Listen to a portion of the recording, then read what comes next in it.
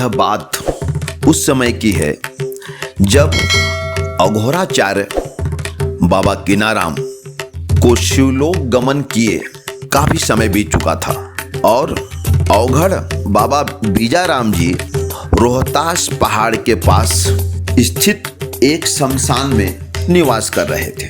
तो उसी दौरान बाबा कीनाराम महाराज की अंतिम वयोवृद्धा शिष्या जो बंगाल के ब्राह्मण परिवार से थी, अपने गुरु भाई बाबा बीजाराम जी के कुटी पर पहुंच गई और उन्होंने बाबा बीजाराम जी से अघोरेश्वर कीनाराम बाबा की कथा और विशेषताएं जानने की उत्सुकता जाहिर की। तब बाबा बीजाराम जी ने अपने झोली से भोजपत्र पर लिखित स्मृति पुस्तिका निकाली और उसके आधार पर उन्होंने कहना शुरू किया।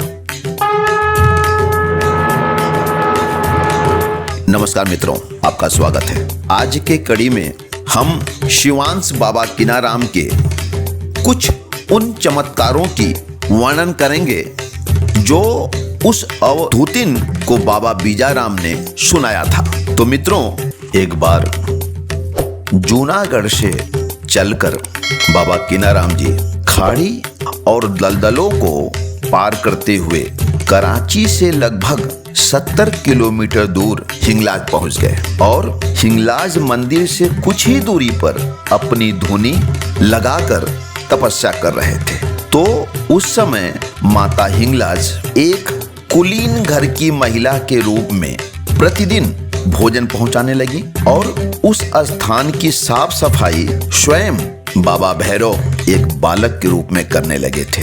तो एक दिन बाबा कीनाराम महाराज ने उस कुलीन महिला से पूछ ही लिया कि आप किसके घर की महिला हैं? आप बहुत दिनों से मेरी सेवा कर रही हैं, आप अपना परिचय दीजिए, नहीं तो मैं आपका दिया हुआ भोजन ग्रहण नहीं करूंगा। प्रश्न सुनकर माता मुस्कुराई और साक्षात अपनी दर्शन देते हुए बोली कि जिसके लिए आप इतने दिनों से जप तप कर रहे हैं मैं वही हूँ। हाँ, मेरा भी अब यहाँ समय हो गया है। अब मैं अपने नगर काशी जाना चाहती हूँ, तो अब आप भी जाइए। जब कभी भी आप मुझे स्मरण कीजिएगा, मैं तत्काल उपस्थित हो जाया करूंगी। यह सुनकर बाबा कीनाराम ने तब पूछा कि माता, आप काशी तो जा रही हैं, लेकिन काशी में कहाँ पर निवास करिएगा?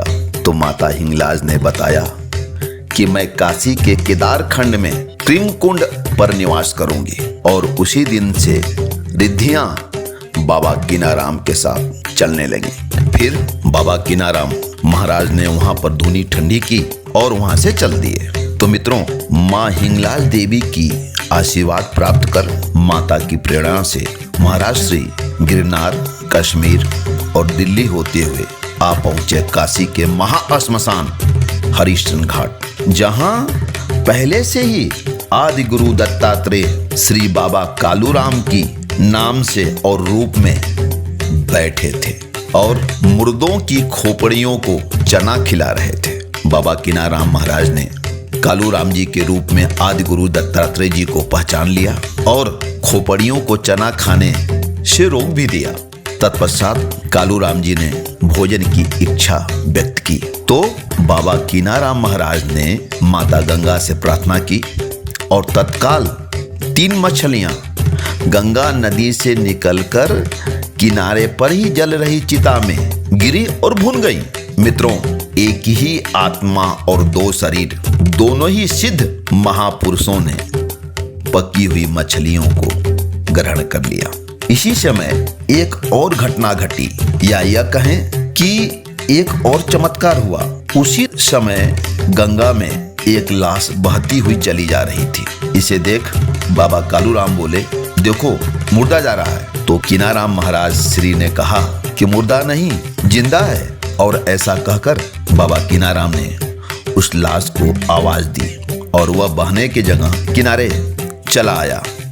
तो बाबा ने जल लेकर मृतक पर छिड़का और बोले, ले राम नाम, जिस राम नाम में है सारी कुदरत का खेला।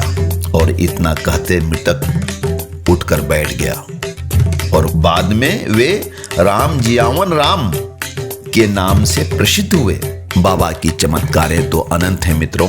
तो अंत में बस एक ही बात कि लोगों को चमत्कृत करने वाले चरित्र के धनी, वैराग्य की संपदा से सुशोभित, महायशस्वी और वस्तुतः सुस्वरूप बाबा कीनाराम की सिद्धियों का वर्णन भला कैसे किया जाए। जय बाबा कीनाराम।